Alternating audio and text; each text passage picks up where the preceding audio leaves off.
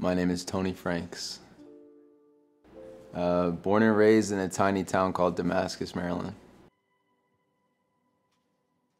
On the Friday before the fires, my company was going through a financial crisis, and they let the entire ID department go in the same moment. And so I found myself with severance and insurance, but no job, and I had all the time that I had all my time back just a moment before, and then I climbed Haleakala with my roommate Ryan, and I just had a moment of giving my life back to God because I felt like He was involved in freeing up my time, and to return to doing things I'm more passionate about. And then the very next day, the fires started happening. As soon as the West Side opened to vehicles who weren't government vehicles or people that had special access, I drove out to the West Side, and the first hub that I found was Hanakauai Beach Park, and I just started doing whatever I could there, and I was blessed to be there. But on the end of the second day, I just wanted to go to all the hubs, and I went to S Turns, and there was one more over there that's no longer there anymore. I can't remember what it was, but somebody told me Napili Park would be a good spot for me to go visit. And as soon as I talked to the leadership, the Hawaiian leadership at Napili Park, I knew that that is where I was going to be for the rest of the initial phase of recovery for the West Side. So Napili Noho is the name of the relief center there, and I've been there full time since it began.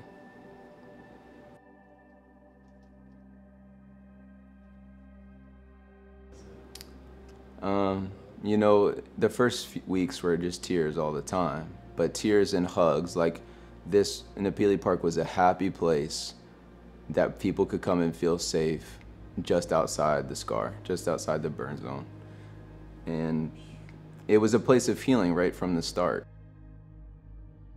Napili Park has been the gold standard, at least as far as I understand it, and also my own experiences at the other hubs. It's been the gold standard from the beginning of how to run a resident-led relief center for the people of Maui, and that we have gathered together with all the other hubs to try to create a system, and we have of what the public needs and how best to organize it, and how to work with the county in order to, and with the state in a friendly type of way to continue to do what we want to do there, which is provide what Maui residents need, what affected residents need, for as long as they need it.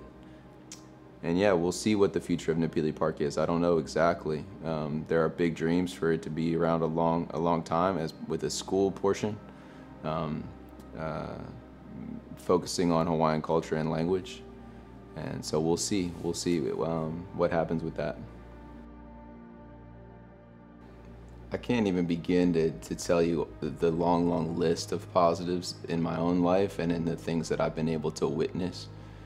Because disasters bring out the best and worst of people, and people like to focus on the bad, so a lot of people focus on the worst of people that come out.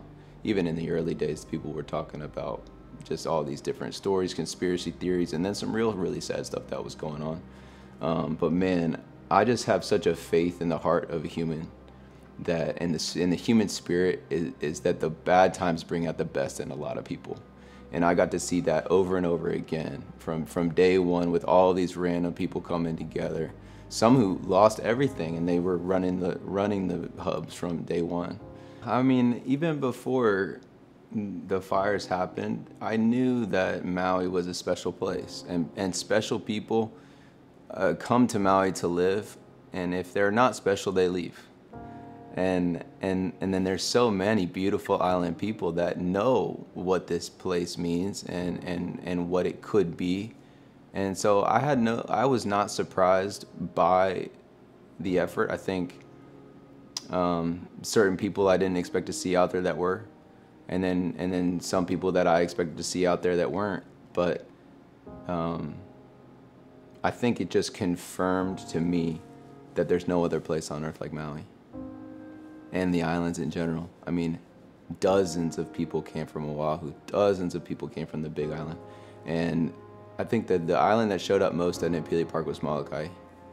So many boys from Molokai came out and held it down at Napili Park day after day. Yeah, and they'll continue to come out. And so it was just a fun thing for me to be a part, to see all that. And yeah. You know, I think there's gotta be a way for the classic Lahaina with all the beautiful businesses to come back in some type of way, but that the voice of ancient Hawaii would have a chance to speak as well, and somehow that there could be a mix of those two together. I think it has a chance to make Maui an even more special place than it was before we showed up. Everybody on the mainland with a big heart, keep coming to Maui and spending as much money as you can. And don't go to the west side for now, but come back to Maui, spend as much money as you can, pour money back into this economy, because it's a salt in the wound of tourism damaging so many local people's lives, you know, on the lack of tourism side of things. And be respectful when you come. Be as respectful as you possibly can. Just know that what these people have gone through. But come back and stir up the economy. And as well, as far as going into the future, keep praying for Maui. Keep praying that the most wise people, the people that need to be in place to make good decisions for how this is going to move forward, that they be put in those positions. And just don't forget about Maui. It's been through a really, really difficult thing. And if you want to come and help, give me a call, because I can always place volunteers.